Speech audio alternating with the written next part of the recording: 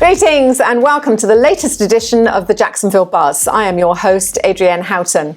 Each week, I feature interesting businesses, people, or causes from throughout the First Coast. But today, we're focusing on the bicentennial of Jacksonville. Do you know about it?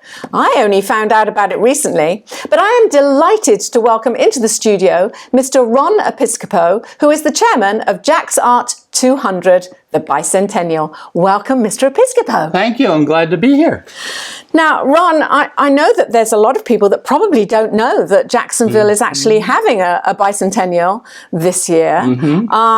200 years, and you're in charge of the artists. I am. So tell me, what is Jaxart 200? Okay, so I say sometimes this is the best kept secret. So we're putting it out there now for all, at least for the artist, to get involved with this project, get involved with your community, and show your art to masses. I am responsible for a subsection of the big bicentennial. So that's on June 11th, Laura Street, from the courthouse to the river, or where the old landings used to be. And they'll have food trucks and entertainment and exhibits and a music area. So it should be a lot of fun. At 9 o'clock it ends with, of course, fireworks! Fantastic. So what has been accomplished so far? Because it's a huge undertaking. And for you to try and get artists involved, I mean, there's a lot of artists in Jacksonville, but trying to rally them all, whether they be actors, singers, dancers, or painting artists, sculptors. What have you accomplished so far? Herding cats. So we have a lot of things that are in place, some that are still planned. I only got involved 3 weeks ago, so considering the amount of things that we have accomplished. So what are we going to do that day? This week or next, I'm not sure. We have to get so many approvals on things from the city and so on. We're going to have 3 exhibits that day. One is all month. Hopefully, hasn't been signed off on yet, but one at the library, one on Ashley at a new warehouse art center, and one at the Ritz. So that'll happen all day on June 11th. June 11th, we're going to have the following things going on. My favorite, all you little kids out there, is the children's art wall. We are so happy that ViStar has paid for the building of this huge wall. I'm saying it is the largest art structure for kids. I haven't validated that. But, so children under the age of 10 will have all their art up there throughout the day. We're going to have the imposters, which are such a fun group. They are people in period costumes who are not only just looking interesting, but they're going to give you a little bit of information about characters, because they'll be portraying people from our history, like Isaiah Hart. And that's the... From the Hart Bridge. No, it's the Isaiah Bridge. No, it is the Hart Bridge. And he was the founder of Jacksonville, and so many people believe that it was originally called Cowford.